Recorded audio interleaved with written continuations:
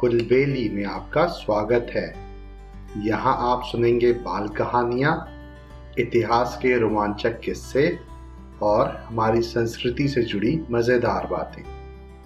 मैं हूँ आपका होस्ट ज्ञानेश और आज मैं लेके आया हूँ अकबर बीरबल का एक मज़ेदार किस्सा जिसका नाम है ईश्वर जो भी करता है मनुष्य के भले के लिए ही करता है।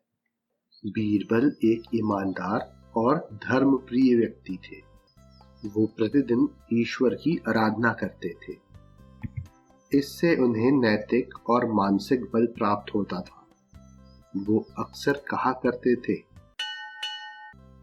कि ईश्वर जो कुछ भी करता है मनुष्य के भले के लिए ही करता है।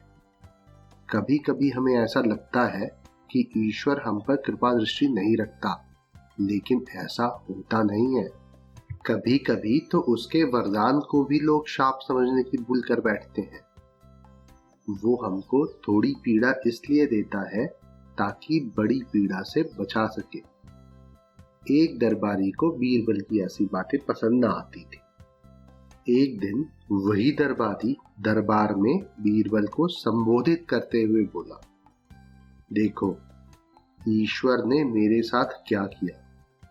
कल शाम को जब मैं जानवरों के लिए चारा काट रहा था तो अचानक मेरी छोटी उंगली कट गई। क्या अब भी तुम यही कहोगे कि ईश्वर ने मेरे लिए अच्छा किया है? कुछ देर चुप रहने के बाद बीरबल बोले, मेरा अब भी यही विश्वास है, क्योंकि ईश्वर जो कुछ भी करता है मनुष्य के भले के लिए ही करता है। ये सुनकर वो दरबारी नाराज हो गया और बोला, मेरी तो उंगली कट गई और बीरबल को इसमें भी अच्छाई नजर आ रही है। मेरी पीड़ा तो जैसे कुछ भी नहीं। कुछ अन्य दरबारियों ने भी उसके सुर में सुर मिलाया। तभी बीच में हस्तक्षेप करते हुए बादशाह अकबर बोले, बीरबल, हम भी अल्लाह पर भरोसा रखते हैं, लेकिन यहाँ तुम्हारी बात से सहमत नहीं है।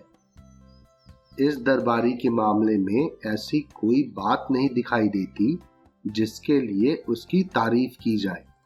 बीरबल मुस्कुराते हुए बोले, ठीक है जहांपना, समय ही बताएगा। अब इस बात को 3 महीने बीत चुके थे। वो दरबारी जिसकी उंगली कट गई थी घने जंगल में शिकार खेलने निकला हुआ था।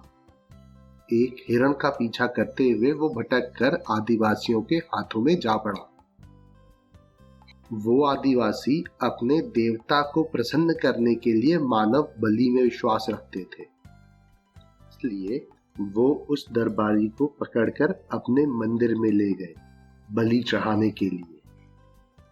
लेकिन जब पुजारी ने उसके शरीर का निरीक्षण किया तो हाथ की एक उंगली कम पाई। मंदिर के पुजारी ने कहा, नहीं, इस आदमी की बलि नहीं दी जा सकती। यदि 9 उंगलियों वाले इस आदमी को बलि चढ़ा दिया गया तो हमारे देवता प्रसन्न होने की जगह क्रोधित हो जाएंगे।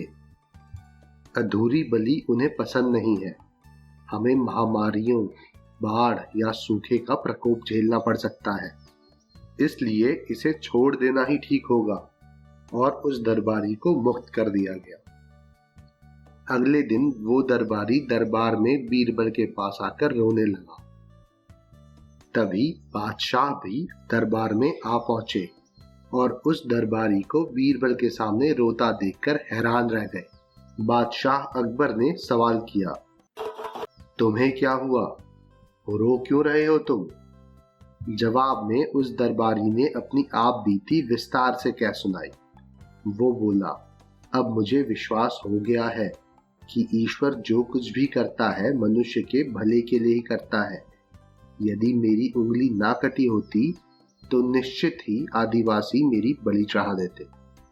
इसलिए मैं रो रहा हूँ, लेकिन ये आंसू खुशी के हैं। मैं खुश हूँ क्योंकि मैं जिंदा हूँ।